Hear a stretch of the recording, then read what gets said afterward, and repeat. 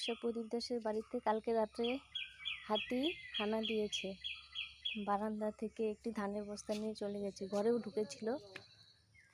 ঘরে ঢুকে এই যে হাতির পাড়া একদম ঘরের দুয়ারের সামনে একটি হাতির পাড়া রয়েছে।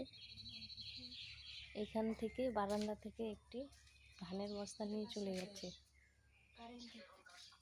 এই ঘরেও ঢুকেছিল।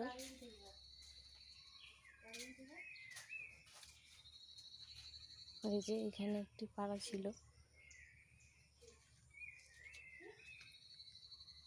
এখানে আছে।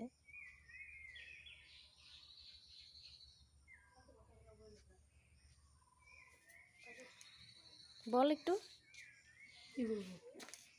কালকে হাতিটা যে আসলো ধানের বস্তা নিল, হাতিটা এখান থেকে আসলো, ওই যে হাতির পাড়া, ওইখান থেকে হাতি ওই যে বস্তাটা নিয়ে এদিক দিয়ে গেল। এদিক দিয়ে বাবা এরা চিল্লা হাল্লা করছিল। এই যে এখানে ধাক্কা খেয়ে ওই যে খুঁটিটা নড়ছে, এদিকে ভাঙছে, এদিকে এই যে খুঁটিটা ভেঙে গেছে, ফাটল ধরছে। তারপরে যে দিক দিয়ে এখান থেকে পাড়া দেওয়া ওই দিক দিয়ে চলে গেছে। তারপরে এদিক দিয়ে চলে গেছে। বাইরে এনে খাইছে, গাছ থেকে কাঁঠাল খেয়েছে, খেয়ে চলে গেছে।